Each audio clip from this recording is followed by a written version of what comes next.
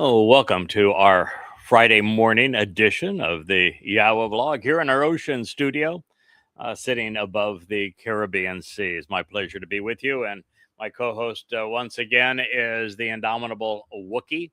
I have Asher at my feet. Cara is seeing if she can eat through the cords that are bringing this program to you. We'll see if she's successful as we go through. You'll know, I guess, if she's successful. So we'll see how things play out. But my pleasure to be with you. We're going to continue in the 10th Mizmor. It is a song of Dode. Actually, I think we have just finished the 10th. Tell you the truth, we're about ready to start the 11th Mizmor of our king, Dode. And as we do, the thing that was so amazing about the previous one is it took a broadside right to Christianity and to Judaism and Islam and just gave them the hammer. The Yahweh says, no way, no how, under any circumstances am I going to buy into what you have done, the terrible things that you have said about me, and how you've robbed my son of his dignity, stealing the titles Messiah and Son of God and Savior, chosen one from Dode, to give it to either Bar Kokhba or Jesus. And God's aware of it, and he is displeased. So let's see where the 11th Mizmor will lead us. But before I delve in, I do want to speak briefly about where the world is today. It's really a concerning place. We're only 90 days away from the beginning of the time of Israel's troubles. And you look at around the world, and it's obvious that God got his timing right in this regard. It will begin on Shabuah, which is the 22nd of May, 2026. That is a Shabbat. And for the next 7 years after that, the world is going to be less and less um, capable of supporting life. All manner of horrible things are going to happen, most at the hands of belligerent men. And it is particularly the time of the most revolting man who will have ever lived. Well, there are many who dislike this man and others who adore him. The fact of the matter is, according to the prophets, that Donald Trump is the great betrayer. He is Rahab, to use Isaiah's terminology. He is literally the worst of the worst. No one in all of human history will be as destructive to human existence than will be this man. No one will be worse for Israel. And you might say, oh, wait a minute, he is starting another war on behalf of Israel. He moved the U.S. embassy into Jerusalem in his previous term. Yeah, he did some things like that. And he has given the rhetoric of saying, oh, yeah, I'm all for Israel. But that's exactly what you would expect of Satan, to say one thing and do another. Fact is that Trump has received billions in bribes from the likes of the Qataris, the Saudi Arabians, the Emir of the United Arab Emirates, and he is going to sacrifice Israel in the end. This is the choice that he has made, and nothing is going to stop him. I'm going to take the Wookiee who I think wants to get down. Excuse me. Fly, Wookiee, fly. All right. So nothing's going to stop him from his diabolical rounds, and this is what we're going to expect. It is, I suppose, difficult for some people to recognize that a man of his age could be the person that Christians call the Antichrist, is particularly since MAGA Christians damn near worship the man. But he is that man.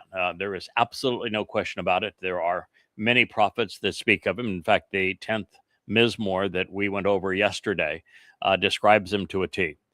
So this is the time, this is the man, and I'm telling you the consequence. And when you recognize that and you see the American fleet sailing towards Iran, and you see the U.S. Air Force position itself all around Iran with all manner of weaponry, and you see Israel chomping at the bit to attack Iran again, as if the first time wasn't enough to tell them that's a really bad idea.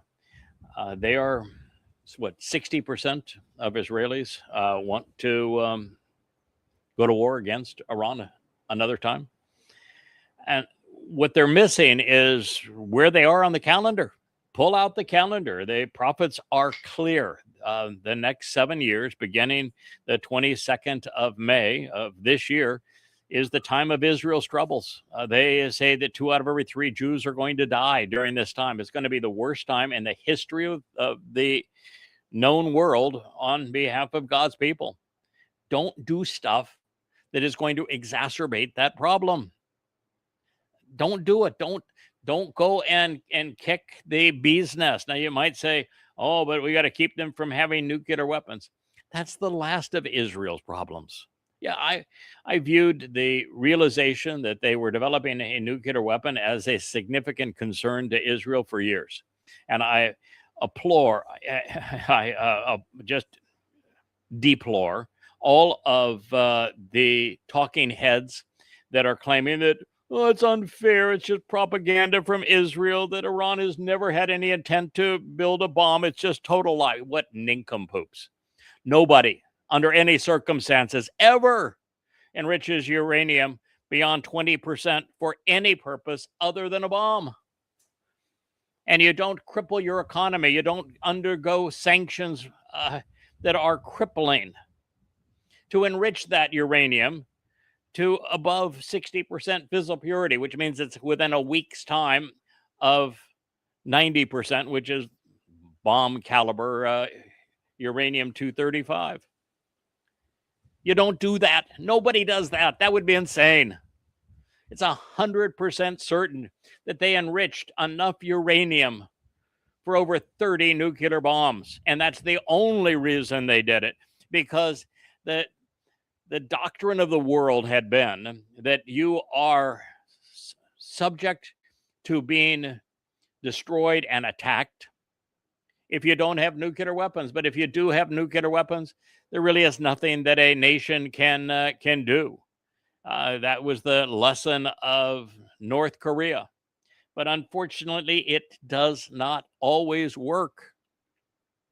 It's just the reality of the situation. And in this case, Iran doesn't actually have to have a bomb to destroy Israel. As a matter of fact, they are better served. Not that I care about the Islamic Republic. In fact, I despise the Islamic Republic without despising the Persians that are trapped within it. But the very fact is that their Persian intelligence has enabled them to create a vast array of exceedingly sophisticated, very effective missiles, from hypersonic missiles to everything that could be devastating to Israel. And that the nature of these missiles, very few of which were deployed during the last war. Yes, I know it's 500 missiles, but it was a far more antiquated variety. These change trajectory. They attack moving objects. They are much, much faster. The kinetic energy is much greater. The likelihood of intercepting them is much slimmer. And they have thousands of them. And they are vastly more effective at causing the kind of carnage that would destroy Israel, making its cities impossible to live in, than would a nuclear attack. And so trying to stave off a nuclear attack is stupid at this point. It isn't going to happen. They don't need to do so. They won't do so at this point. They're going to use their missiles. And you're going to say, well, then what we need is for either they give up their missiles or we destroy their missiles. Oh, my God. You can't be that stupid. Really? Do you think a nation is going to say that Israel has already attacked, that America has bombed, and say, oh, yeah, we'll give up all of our defensive capability. We'll just sit here and be vulnerable? There's no nation on earth that would do that, ever, under any circumstances. It's insane to even request it. Oh, but then you say, oh, well, all we're going to do is they're a bad, bad regime and they killed tens of thousands of protesters. And so we need to go and get regime change. A, no, they didn't. B, most of those protesters are the product of the CIA and the Mossad, as they have always been throughout time. Well, at least in the last nearly 100 years. It's what the CIA and the Mossad do. They seed dissent. They arm dissent. And the number killed is in the low thousands, not tens of thousands. And it's about equal on both sides. And it was a protest that had a 0% chance of success.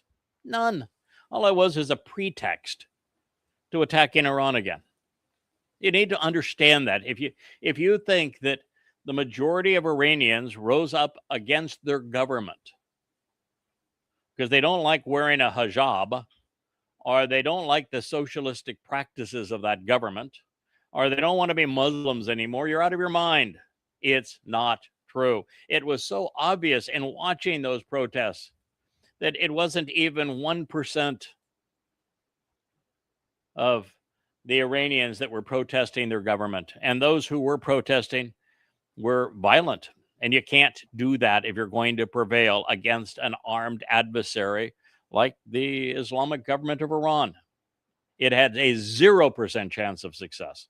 And may I remind you that there has never been and will never be regime change in the Islamic world that is favorable. If you're dreaming of bringing back the Shah, you're out of your gourd.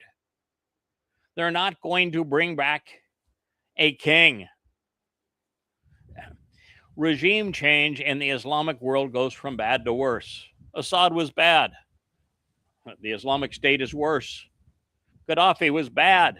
And now it's nothing but slave markets and terrorist gangs fighting for control of Libya. Look what happened in Afghanistan. We went from the Northern Alliance now to the Taliban. It doesn't work. We replaced Saddam Hussein, who was anti-Islam, anti-fundamentalist Islam, didn't allow any Islamic terrorist to take harbor in his country. And we replaced it by giving Iraq to Iran. We're really bad at regime change. Look what happened in the Ukraine. We replaced the pro-Russian government because we wanted to use Ukrainians as cannon fodder to go attack the Russians and to have our war with Russia. And look what happened. 2 million people are dead. And Russia has all but destroyed not only Ukraine, but NATO as a result of CIA malfeasance. You're not going to achieve regime change in Iran. It's a pipe dream. Stop being stupid and think of the consequence. You do not have enough interceptors to keep your people safe. It might be great for Netanyahu. He doesn't have to face trial. He can stay and be popular. He can pound his chest and pretend that he's defending Israel. And he can hide away in a bunker underground. But for the rest of you, this happens. Tel Aviv is going to get hammered. And all you're doing is inviting the great jihad. If you were to prevail and take it to Iran and gloat over having beaten the Islamic enemy, and you won't even say that, you would speak sickly of the Islamic regime of Iran, all you're going to do is turn the rest of the Islamic world even more aggressively against Israel, such that the next jihad will be devastating. Upwards of 1,000 times worse than this last one. It won't be 4,000 jihadists in tennis shoes. It's going to be upwards of 4 million. Far better armed, far better prepared, coming from all directions, including inside Israel, because if you do this thing, the only way now to sue for peace will be to forfeit the heartland of Israel for an Islamic State. So you need to think through what you're trying to do. 60% of Israelis wanting it. I'm telling you, at this time, under these circumstances, it's suicide. I mean, what you didn't realize, and I don't know why you can't realize it, is that A, Donald Trump is the great betrayer. He has never found anybody in his entire life that he didn't betray, and Israel is going to be next. You have to be able to understand the future by perceiving what's occurred in the past. He is a confabulator. He is demon possessed. He is a madman. He cannot be trusted. And you put yourself in a position, Israel, where you're essentially a vassal of Donald Trump. That is stupid. But also think, what did you do when you attacked Iran the last time? What was the consequence of you attacking Iran the last time? You turned China and Russia into your enemies. China was a formidable trading partner with Israel. Now they're your enemy. You did many successful things in terms of trying to tamp down the threats against Israel with Russia. Now they're your enemy. China and Russia cannot allow Iran to be destroyed. China gets some 35, 40% of its oil from Iran. And Russia uses Iran as a major trading partner because of all the other sanctions. They are not going to stand idly by. They have now supplied all manner of military support to Iran. So what are you going to do? You know, the fighters that you have off of the carriers, they have a very limited range. Most of them under 1,000 miles. The F-35s, about half of that. And the F-35Cs, you can barely launch from your Gerald Ford or any aircraft carrier because the engines burn too hot, the engines are too loud, and the airplane is too heavy, too aggressive, and it's too destructive of the flight deck. So you're left with the Bs, which are little hoppers that can, go 600 miles round trip. Where are you going to do it? What are you going to use them for? You can't get anywhere. And the A's require 35 A's. They require an airport. Every Islamic nation around Iran has said you can't use ours. So what are you going to do? You think you're going to get all this done through B-2s? Good luck with that. No, it can't be done. Iran's the size of Western Europe. Nearly 100 million people live there. This is absolutely foolhardy. And you're going now against the teeth of Russia and China. I just shake my head and I think of the dunderheadedness of people who are supposed to be smart. But these are people that, you were taunted into destroying Gaza. That is what Alaska flood was all about on October 7th. It was done exactly that way for no other purpose than taunting Israel into the destruction of Gaza. And you did it. You played the fool. You went in and destroyed Gaza and pounded your chest to say, hey, this is what happens when you attack Jews. You played into their hands. They had it all set up. They were calling you genocidal before you even went into Gaza. And then once you did, you proved them right. Now you can say, yeah, okay, it wasn't genocide. It was genocide by the International Criminal Court's definition, but a bully in the sandbox is genocidal according to their definition. The fact is that virtually everyone around the world believes that Israel now is a pariah nation. They want Israel destroyed. They have no interest in protecting Israel. You don't even have support of the Republican Party in the United States anymore. Even that has eroded. All because you couldn't restrain yourself. You decided to attack. You decided that the hostages were worth more than the survival of Israel. You were played for a fool, Israel. You've turned the entire world against you. Anti-Semitism is the highest point it has ever been, and it is worldwide. You have 2 billion Muslims whose religion is devoted to your destruction. You have every bit of 1 billion, maybe 1.5 billion Marxists, socialists, who from the beginning of socialism have been anti-Jewish, in league with those Muslims, including most Democrats in the United States and most politicians throughout Europe. You put yourself in a horrible position. And this next blow, you engage in another war against Iran, as 60% of you want to do, and therefore Netanyahu is going to do it.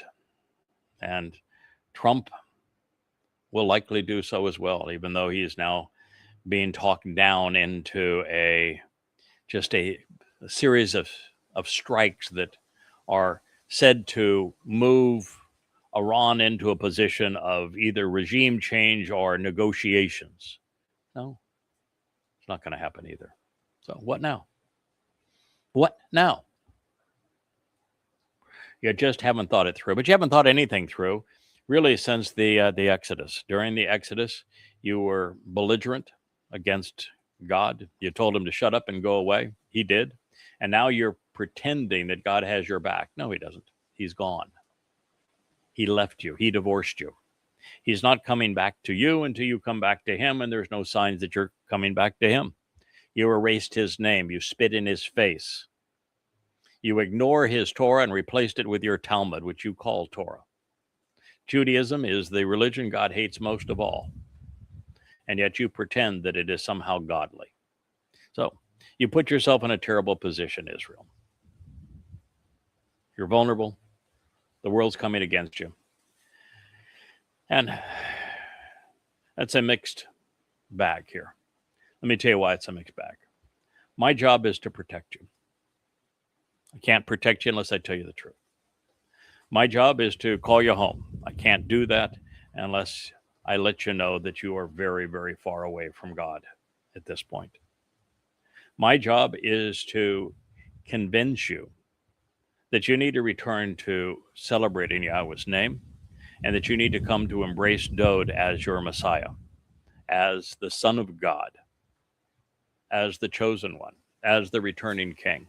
He's returning on October 7th, Yom Kippurim, in year 2033. You don't know that because you're still hoodwinked into the Rambam's absurd sanctification of the moon calendar, and you're 197 years off. And it's obvious, and you can't figure it out. It's just so damn embarrassing. I'm saddened for you, really. And every time I read anything in the Torah, prophets, and Psalms, it's God saying, you know, you just disgust me. I did everything for you, and you've done nothing but spit in my face.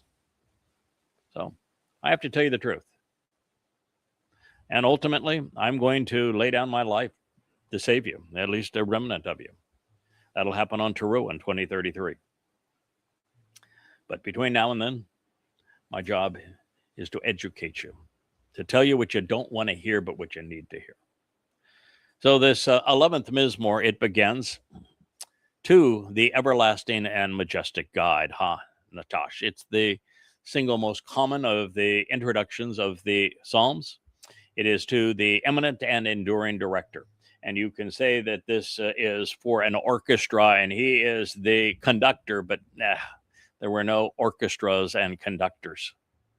He's writing this to Yahweh. He is the majestic guide. He is the everlasting and eminent enduring director. It is of Dod. Dod is the beloved. You changed his name. It's disgusting. You know, I have created a new version of the Paleo-Hebrew alphabet. That's the pictorial alphabet that began it all. And we were dealing with transliterations because what Israel has done and trying to create a modern version of Hebrew is they have come to recognize in the modern version of Hebrew that, in fact, I've been right all along, and that Hebrew is comprised of 22 letters, of which 5 are vowels, and that the diacritical marks were nothing but a rabbinical attempt to change the message so that they could manipulate it.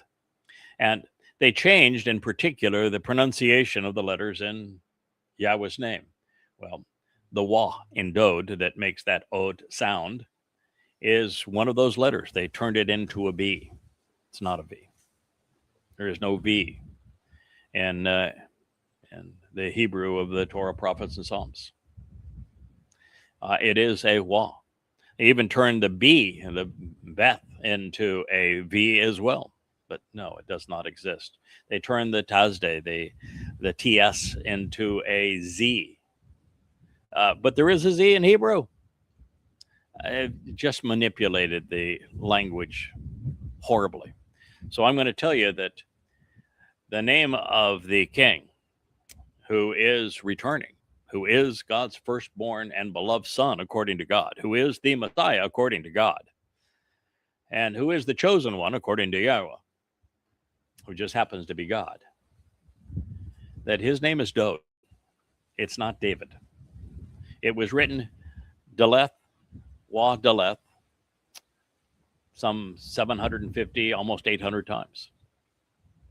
It is only written with the addition of a Yod after the Wah before the final Deleth about 250 times. And all of those times were in books that were written 300 to 500 years after the conclusion of Dode's first of 3 lives. When Dode wrote a psalm like he wrote this one, you will always find his name is Deleth, Wah Deleth. Dode. When someone like Yashaya, who lived within 250 to 300 years of this time, he wrote it Dode, Wah Deleth. When Shamuel, who was a contemporary of Dode, wrote Dode's name, it was Deleth, Wah Deleth. It's Dode. It means beloved. Of Dode, the beloved.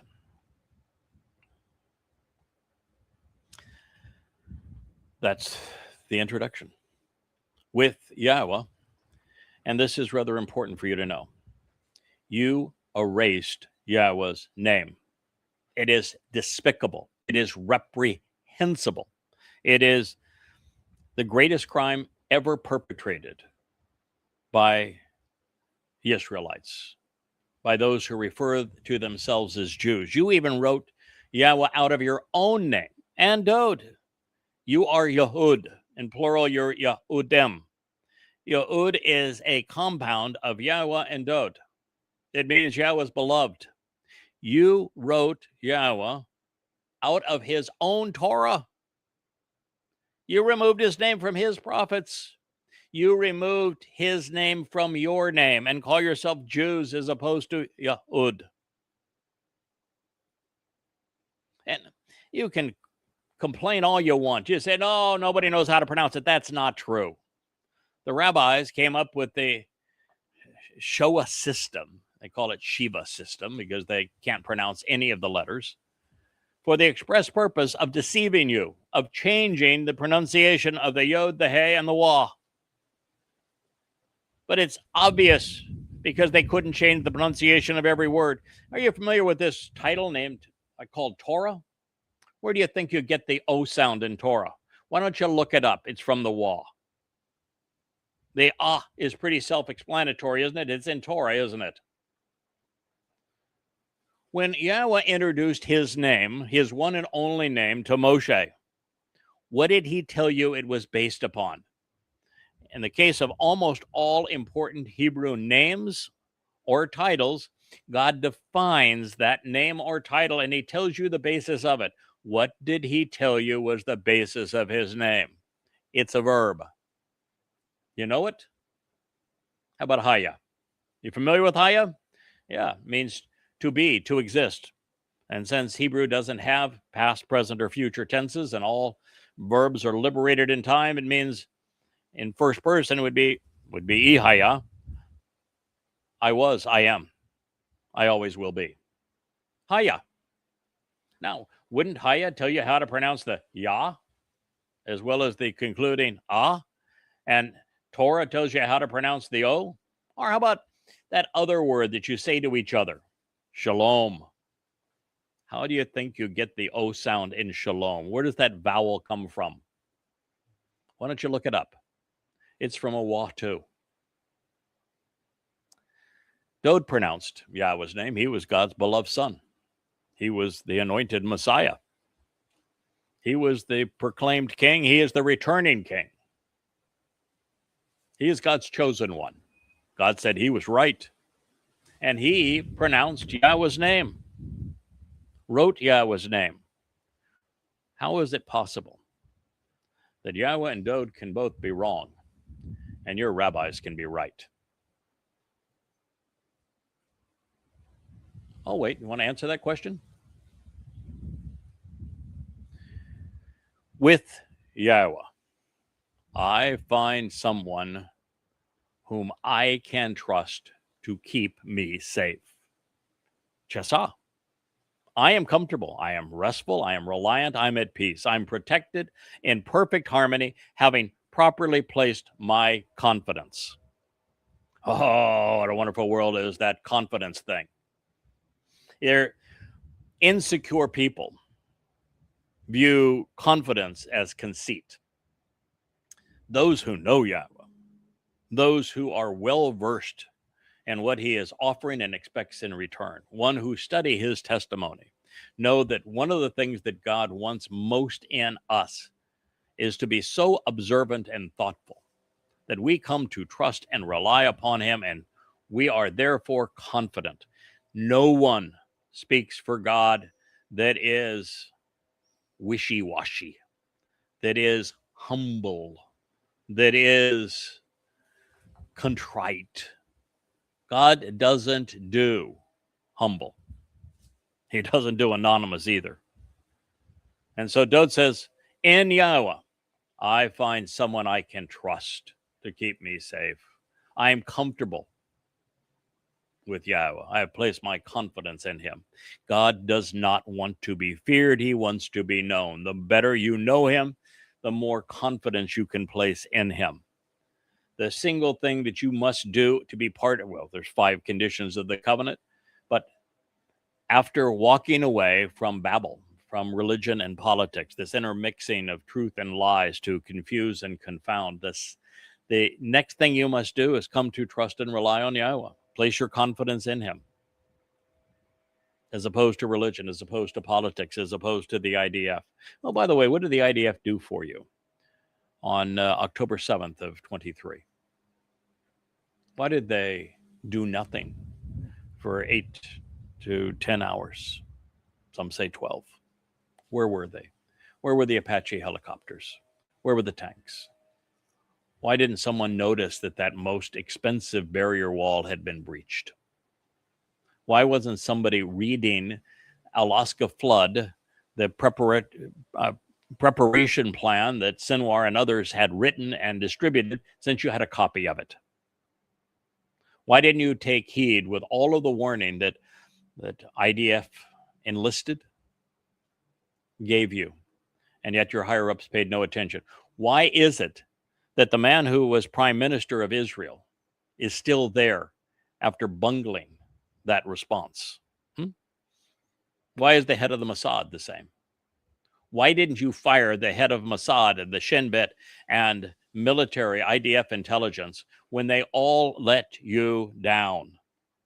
You know, when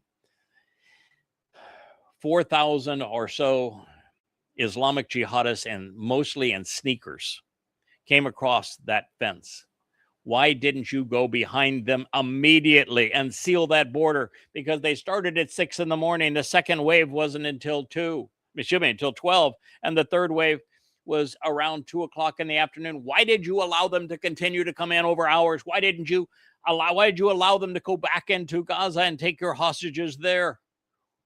Why do you trust the IDF now? Yahweh says, don't. Trust me. That's what God says. Dowd did. Why can't you? God chose Dowd. He's the one that Yahweh prefers over all others. And he placed his confidence in Yahweh. You won't even say his name. How are you going to prevail? How are you going to get him to return if you won't even say his name, when you put more confidence in your rabbis than you will God? And rabbis who are nothing but parasites. So why would you say of my soul, flee to your mountain like a bird? Mizmor, lyrics to sing, Psalm 11:1.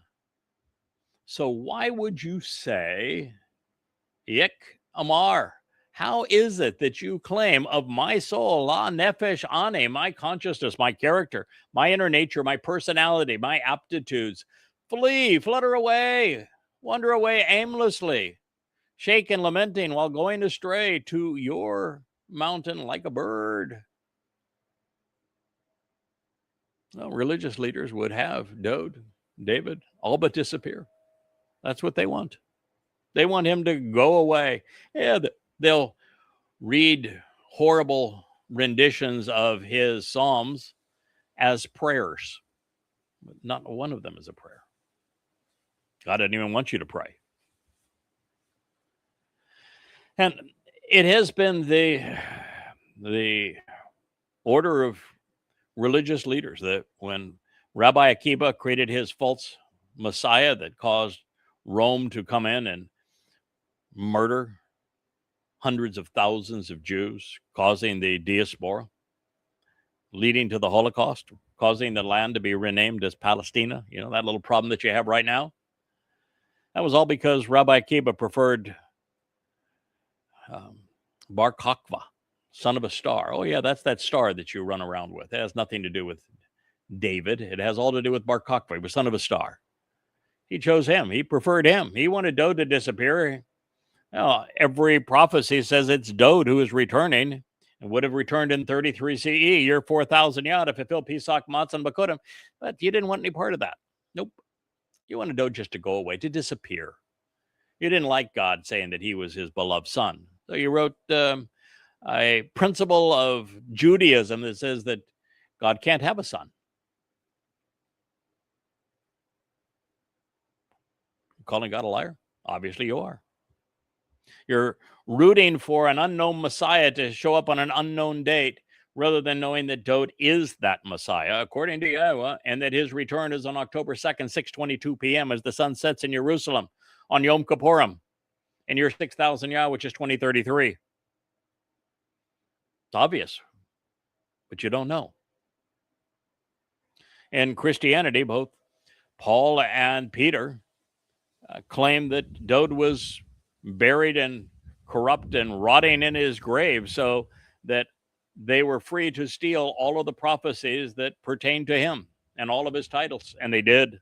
And they created Christianity by robbing Dowd, the Messiah, the Son of God, and then robbing you of your inheritance while demeaning and dehumanizing, demonizing you so that they could rob you, attack you, hate you, create anti-Semitism, which would lead to the Holocaust. Anyway, for them, his life was little more than an aimless pursuit of personal grievances, his words lamentable, his attitude that of an incurable complainer. But most of all, they are bothered by the fact that God said of him and did through him everything that they have sought to attribute to themselves or to others. They would have him flutter and fly away and then remain in a place that they view with contempt. Zion. The easiest way to simulate, I should say, this flight of fancy was to take that which was redeeming from him and give what God bestowed to him to another.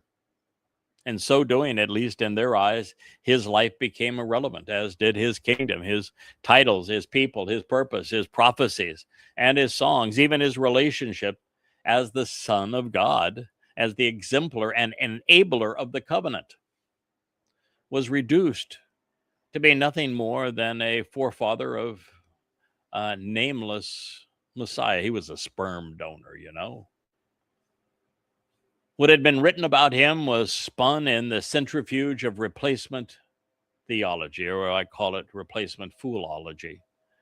They took the unrecognizable result and they applied it to themselves, their expectations, their incarnation of salvation. It became the basis of the New Testament, and it was the inception of Judaism with Rabbi Akiba and his false Messiah.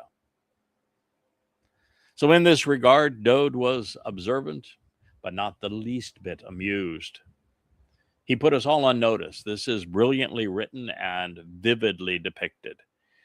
He wrote, "Indeed, behold, those guilty of vexing religious malfeasance, the Rasha, those who are wrong, evil, and hostile to God, wicked, and condemned for lack of ethics, those who are culpable of horrid frauds and massive crimes, have bent the bow. They have fashioned and aimed their arrows upon the string to shoot through the darkness and shadows." Excuse me for flinching there, but one of our lights moved about a foot, and my orchid here is about to blow over, and I'll just set it down, and maybe it'll be better, and I won't have to to flinch as things start to fly by. Occasionally here in the tropics, Rich, we get a breeze. Yeah, you're saying, "Hey, I'm sitting inside. It's no big deal for me." Fine right here. I'm good.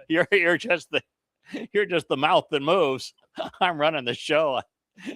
The heck with you if you can't take a little breeze. Welcome to the tropics.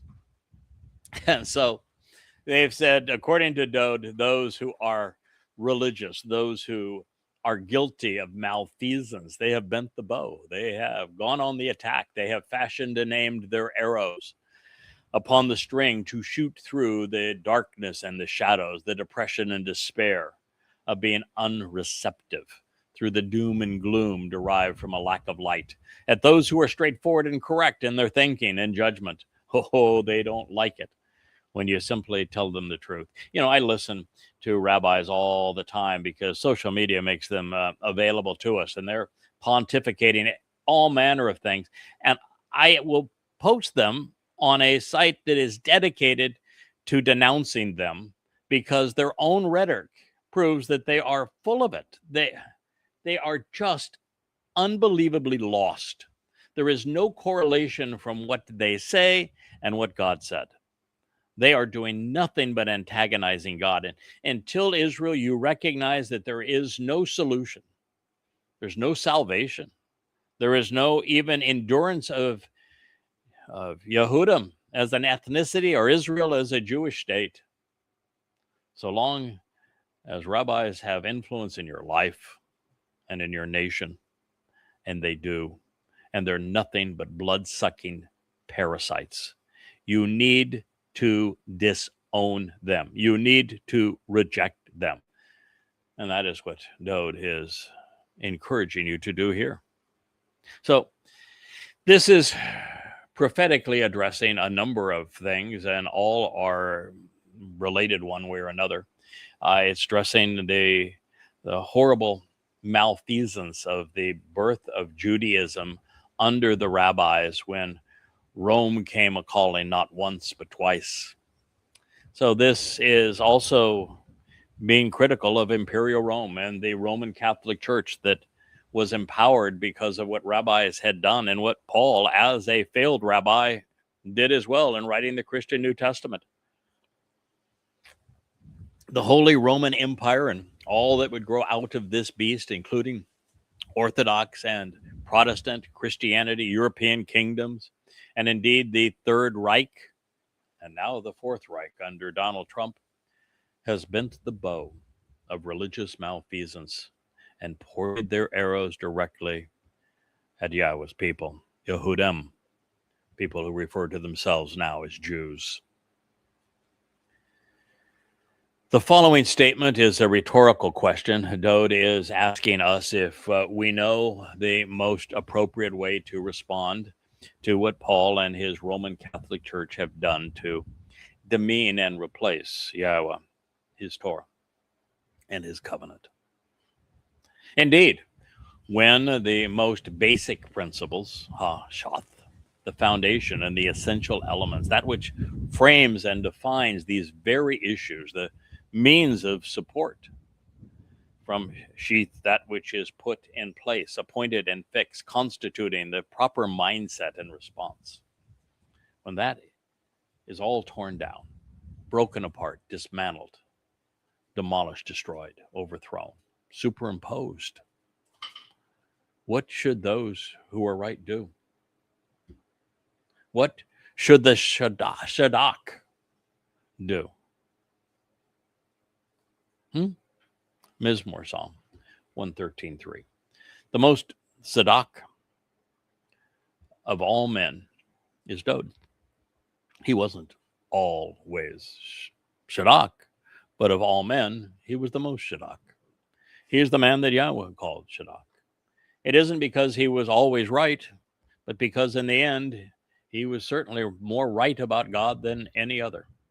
Yes, I know that he had his time where he was tripping on his own depression and likely alcoholism, but that was rectified. And keep in mind, from 8 years old to the time he was 56, to the time that he stumbled over the whole Bathsheba affair and then dealt poorly with the rape of his daughter, the murder of his son, and the Absalom rebellion as one after another calamity, which Dode responded poorly to all of them. But he was 48 years, from 8 years old to 56 when that occurred, that no one was more devoted to the unification, protection, teaching, leading, defending Yisrael. He was a magnificent prophet, marvelous songwriter, a man who was inspired by the very spirit, the Ruach of Yahweh. And he had 48 years of living in that spotlight. And in the last 14 years of his life, at some point in it, after the Absalom rebellion, and he recovered from that, he was visited, according to God, by Yahweh's Amma, and then by her Baal husband. And that's when the 89th Mizmor was delivered to him, which resolved their separation, where Dode became right about not only Yahweh again, not only about the Torah again, not only about the covenant again, not only about Yisrael and Yahudim again, but most importantly, right about himself again. Dode David, oh, by the way, when we speak of the 89th Mizmor, tonight is family hour for the Yahweh blog. We will bring that program to you beginning at 5 o'clock Eastern Standard Time, 6 o'clock Atlantic Time. And we will be transitioning out of the 116th Psalm, which is Dode's celebration of his rightful return to his proper place with Yahweh, where he acknowledges that he's going to fulfill Pesach through the death of his physical body. And then his soul is going to journey into Sheol to remove our guilt on Matzah, and where he is indeed Yahweh's co-worker in all of this, and how he came to that realization is the most magnificent song of redemption ever. But it is Ethan Ha-Izraki's collaboration with Yahweh that was ultimately responsible for bringing Dode back to his senses so that he would be right again. And we're going to be celebrating that beginning this evening on Family Hour. And for many, many programs thereafter. I'm making one final trip through the 89th Mizmor, recognizing specifically what it was designed to accomplish and who collaborated with Yahweh to bring it to us and to Dode. And it's really an exceptional awakening as to who we are, what time we are residing in, what our relationship is with Dode, what Yahweh's relationship is with his beloved son, and how the greater and lesser luminary work together in this regard, as well as how Yahweh has deployed people in and out of his timeline. You'll understand who Enoch actually was, and how God kept his plan and people in the proper position to enable the fulfillment of all that he had to offer at the right moment in time, so that in year 4000 Yah, during the 80th Yobel, Dode was able, as promised, to fulfill Pesach, Matzah, and Bikurim, and that Shabuah will take place either this Shabbat of Shabuah, which is the 22nd of May, or the next Shabuah, which is the 11th of June. And the time of troubles will transpire, and they will conclude with the greatest show on earth, the Teruah ingathering, followed by the sacrifice of the Adamah Parah and everything that is associated with all of this here in the near future. Just the 24th of September, 2033, less than 8 years from now, 7.5 years from now. Everything that God said is going to stay on schedule. He's going to return with Dode, David, on Yom Kippurim. We're going to re-enter the conditions of Eden on Sukkah, the 7th of October, 2033. So you're going to have an appreciation of how Yah was able to keep his plan on track without interfering with free will or without destroying or ripping the fabric of the universe apart by improperly dealing with time. So here we are. Dode knew the answer to all of this, which is why he was asking the question.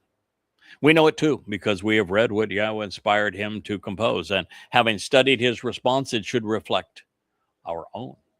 And in this regard, the Messiah and Son of God is blatantly and boldly confrontational, ever prepared, willing and ready to expose and condemn that which is Rasha, wrong, that which is religious. So let's be clear. The most basic principles of the Torah have been assailed and dismantled by Christianity and Judaism, as well as by Islam. It began with his name. The Christian God would not be known as Yahweh, nor would the God of Judaism or of Islam, but instead as either the Lord Jesus Christ, Hashem, or Allah. The name was stolen, was replaced. By the way, the only way that Yahweh name could be replaced and a religion could be attributed to what was considered the Old Testament and be based upon a misappropriation of the prophecies of Yahweh was for Jews to erase Yahweh's name. Had Jews not erased Yahweh's name, Christianity would not exist. Had Jews not erased Yahweh's name, Islam would not exist. Had Jews not erased Yahweh's name, Judaism wouldn't exist. That's why it's the greatest crime ever committed.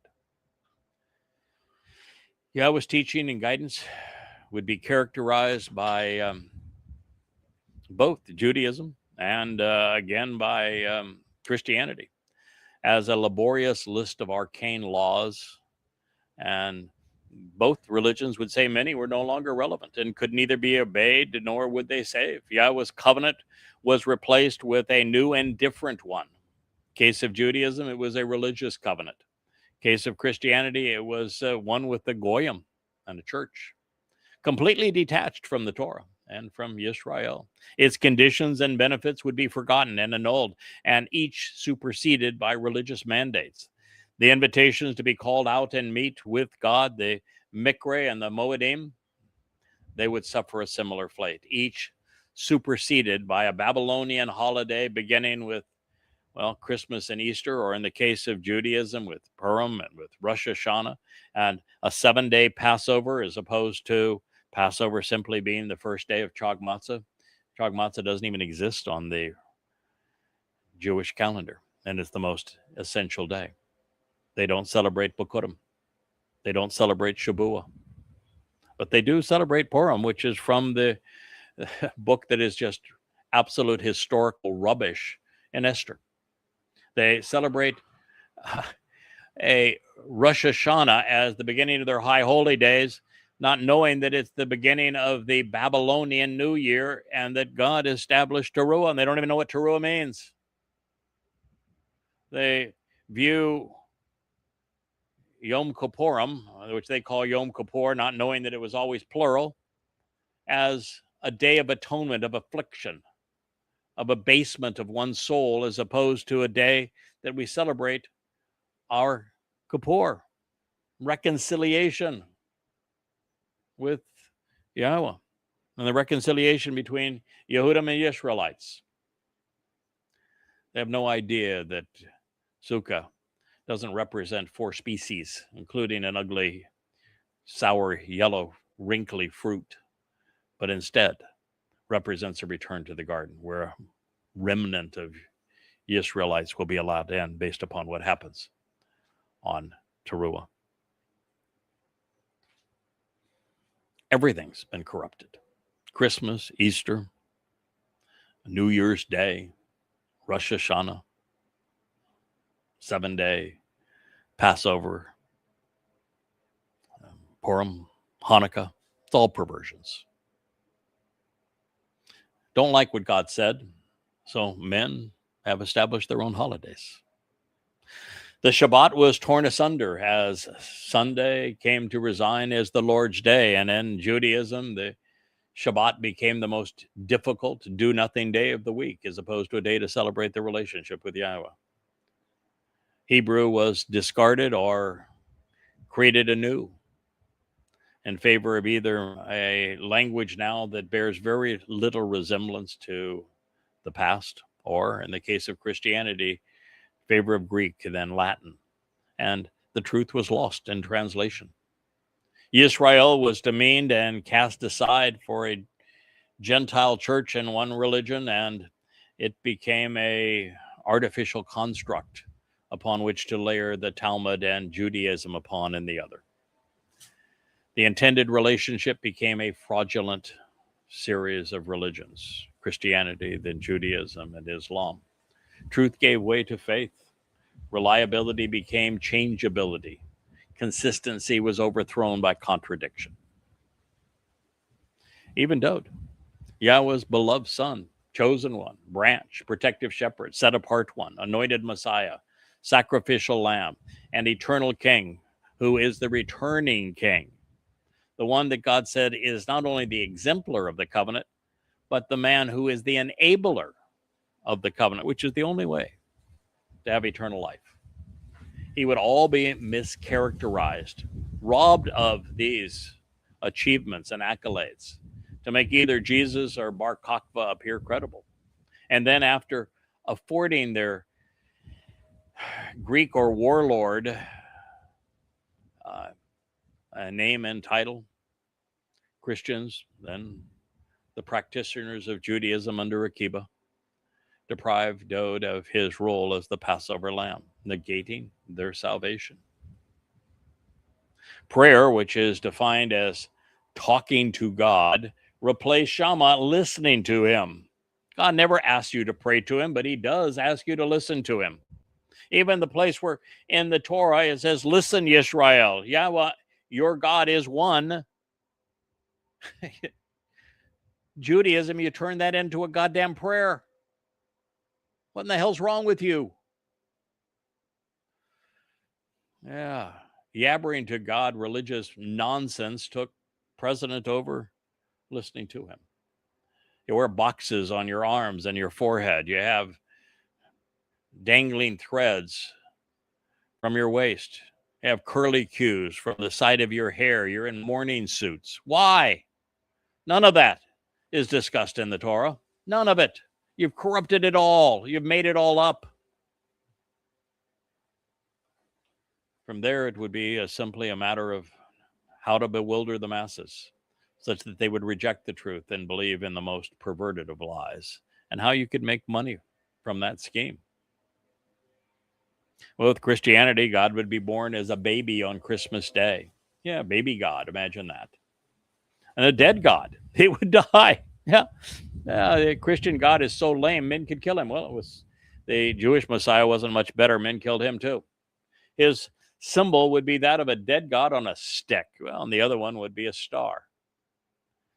The Passover lamb would be resurrected on Easter Sunday. Where in the Torah does it say that the Passover lamb is resurrected, you idiots? Resurrection is counterproductive. The whole purpose of the Moed Mikre is for you to be transformed out of these physical bodies such that your soul is carried away in light and in energy. A physical body is nothing but a burden. God, just stupid. And even in Judaism, there's the belief in a resurrection of the body. No. Bodies can't leave this planet. You're stuck here. Bodies can't maneuver through time. Bodies can't appear in the seventh dimension, which is where Yahweh is. That's the whole purpose of God's plan, is to enrich and empower us by transforming us out of these physical bodies into light and energy. But he can't do that until enough of us show that we're observant. We pay attention. We'll closely examine what God has had to say. We're thoughtful, considering what he has communicated to us, and we're responsive, willing to engage in the relationship, not be religious, but responsive to him, and that we can demonstrate that we're reliable so that he can trust us with all of that increased power that additional dimensionality provides. And that's the only way you're going to explore this universe. And the adversarial Lord, Satan, then would become worshipped as if he were God. He is Hashem. He is Jesus. He is Allah. The chosen people would be condemned as inferior by Romans, then Roman Catholics, so that the Gentile church could be predicated on these superstitions, the religions on supersessionalism, of simply incorporating religious lies into a religious mantra. The lies would be admired, the liars enriched, while those refuting them would be scorned and ridiculed. Welcome to the here and now, such that these Mizmor Psalms are here to tell us what Goyim and Yehudim have become. I think it was as recently as the spring of 2020 that the Lutheran Church's Danish Bible Society published a revised translation of the Christian New Testament called the New Agreement. These anti-Semitic advocates of replacement philology not only excluded Yahweh's Torah, his prophets, and Psalms, they excluded Israel. Just ignoring the oblivious, ignoring the obvious, that present day Israel is located within the boundaries that God dictated, and that the population is comprised of Yehudim Jews, and that their official language is Hebrew, even if they have perverted all of these things, and that there are countless prophetic declarations depicting Yahweh's ultimate return to Yisrael when Yisraelites return to him. The Bible Society justified their conspiratorial animosity and rancid racism by falsely claiming the ancient Israelites are not linked to any substantive or material way to the contemporary modern state of Israel. Oh, that would be completely false. But liars lie, and lies are popular. The biblical narrative of Israel has almost nothing to do with contemporary Israel, they wrote.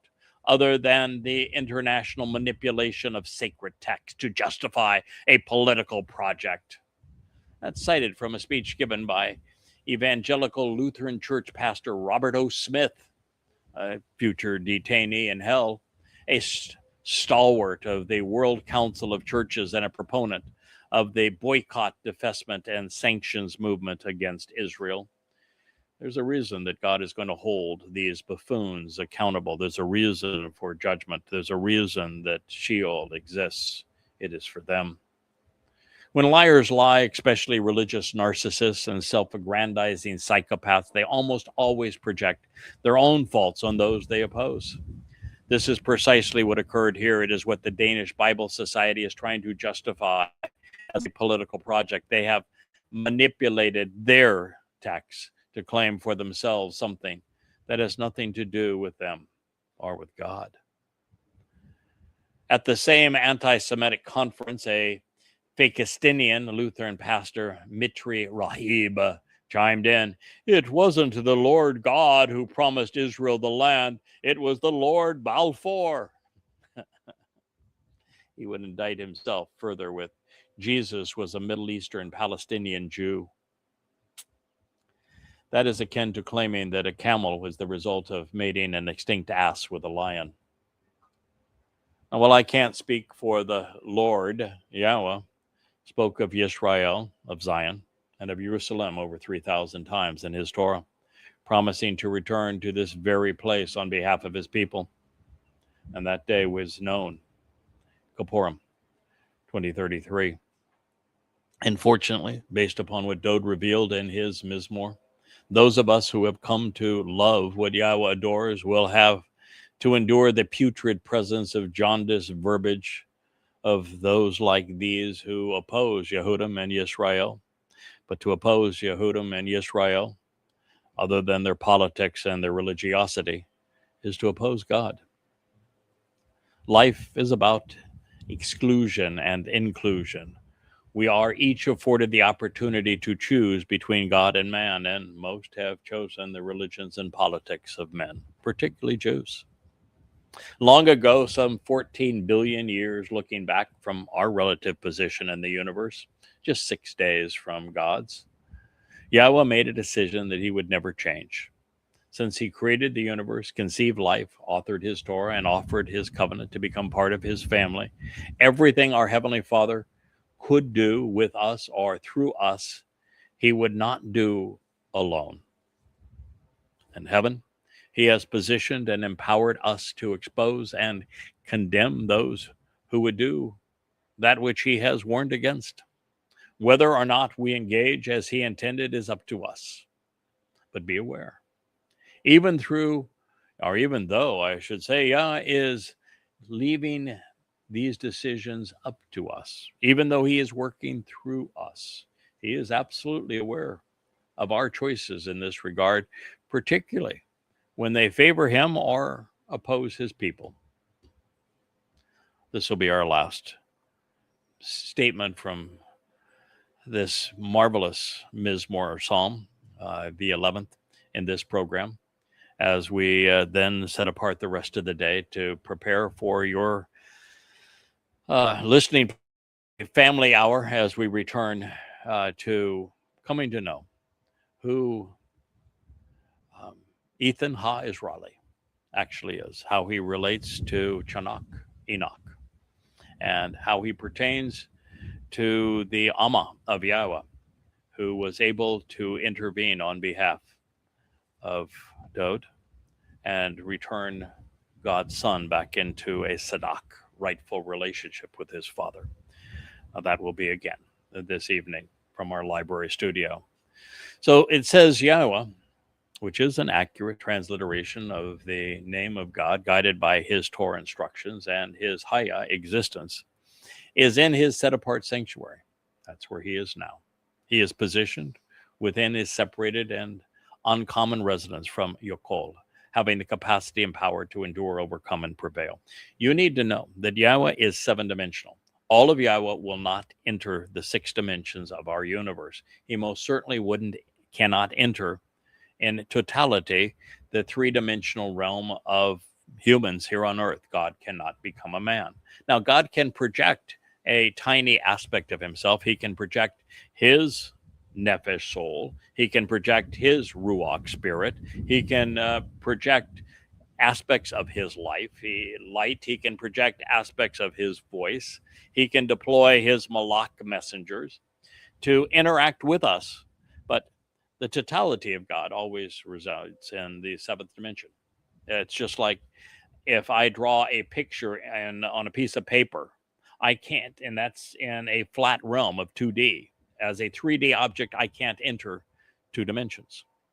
I can use my pencil or Crayolas or pen to interact with whatever I draw, but I can't go there. Yeah, it was seven dimensional. He exists in his set apart sanctuary in Haskell Kodesh, and he's positioned within that which he has separated. It's an uncommon resonance from Yakol, having the capacity and power to endure, to overcome, and prevail. And so Yahweh chose that he would communicate to us through fire, which is a manifestation of his light, by projecting his nephesh soul into a human presence for the purpose of dining and communicating with the likes of Abraham and Sarah. And he would convey his power and influence and protect through his ruach spirit. And he would use the heavenly implements of malach and malachim, these spiritual envoys, heavenly messengers, to do his bidding. But for the most part, God chose certain souls. Dode was first and foremost among them. Moshe was one of them. But so is God's Nakar, his Choder, all to communicate with his people. So Yahweh's seat of honor, this says, is in the heavens. Yes, Yahweh's place of authority is in Shamaim. He uses his faculty of sight to perceive what can be observed regarding the agreement. His eyes see, beholding visions by choosing to receive certain information, conveying that message prophetically to communicate for the purpose of perception and discernment regarding his contractual relationship. His gaze, like a beam of light, his glances, like flashing rays, examine and communicate through his ability to jump through light to assess the children of man. Mizmor lyrics to sing Psalm 11:4. And for most of the past 3,000 years, 3,000, almost 500 years, God has been particularly hands-off, allowing man to do as he pleased. He intervened to provide his prophetic testimony through a group of about 20 men, Yirmiah, Yashaya, Zachariah, Hosea, Malachi, Yoel, Dode, Moshe, of course, are all wonderful examples of this. And he has chosen to intervene from time to time through other souls. That's what God has done. When the children of Israel had a conniption fit, when he spoke directly to them at the base of Mount Choreb next to Moshe, speaking out of that blazing light and fire, children of Israel said, "Go away. You scare us to death. We don't want to see you again. We don't want to hear from you again." And God says, I get it. Okay, no problem. I'll speak through men of my choosing. And he has, and he will. And the rabbis are not those men.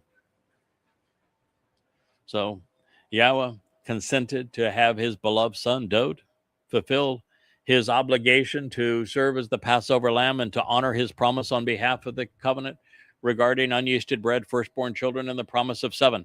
And it was the man you're listening to now who was the first to determine that was the case, since he was also the one who 3,000 years ago presented these conclusions to Dode to explain exactly who he was, what he was going to do, why he should do so.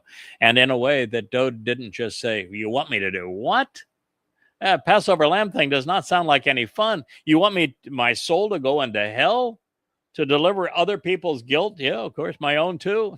No, thank you. That doesn't sound like any fun either." And yet he knew why it was the right choice. He not only accepted it as the thing that he would do, he celebrated it. And that's the very conclusion that I was able to come to in studying the Torah, prophets, and Psalms, getting to know Yahweh and getting to know Dowd, coming to respect him. And this is what he chose to do. Of course, Yahweh has also, as I've said, intervened through his Malachim, spiritual representatives, to protect those who were about his business. That is why I can deliver this message to you, is why I survived writing now 7 volumes about Islam, really 9 all in total, but 5 of those published on the yadayah.com website, all free for your consideration. The most complete, best documented, most comprehensive, only chronological presentation of the Quran ever written, to prove absolutely and unequivocally that Yahweh was not Allah, that Allah was not even a God, and that Muhammad was not a prophet, and that Islam is not only just a terrorist manifesto, but a declaration of war against all mankind. And I was able to do that and survive it because of the Malachim that are positioned around me. And I was able to expose and condemn Christianity with the Twistianity series, just as I wrote 5 books as Goddamn Religion condemning Islam, so I have written 5 that prove that Christianity is totally fraudulent in every possible way, and that there never was a Jesus. And I've survived that as well. So this is the purpose of the Malachim. Now, all of this isn't because Yahweh wanted it to be this way, but because we left him no other viable option. And although I think God actually likes it better this way, I think he enjoys finding people that he can trust, people he enjoys working with, people who have attributes that he finds serviceable, and he enjoys working through them. After all, then they have to be exposed to all of the nastiness of religion and politics, where God can stay in Shamayim and watch it all play out over time. And now that we are approaching the time of God's final return, Yahweh is moving among his people, inspiring those devoted to the prospect of calling his people home. And he is easier to find now than ever before. So this is our mission. This is what we're doing. We'll return on Monday to this same statement because I think it is powerful. I think it is important for Jews to know, particularly as they make decisions as to whether or not they're going to attack Iran, or whether they're going to rely on the IDF, or whether they believe that Yahweh has their back and is protecting them at this time. For you to know where Yahweh is, why he is there, why he made this statement, and what you could do individually to earn his respect and his protection so that you survive this next 7 years and are there with us upon his return with Dowd, your Messiah, King, and Savior. So I thank you for listening. Look forward to being with you this evening. Please join us at these many, many different live stream channels. I think at least 4 Facebook channels. We will be live streaming on X, on Facebook, and on Patreon, and on Rumble, and Instagram and TikTok. We're in all of these places, and we look forward to seeing you there this evening. Please join us. Thank you for listening. Good day. Hey there, thanks for tuning in. That was Fetch. Gotta run now. Catch Yao on our next podcast.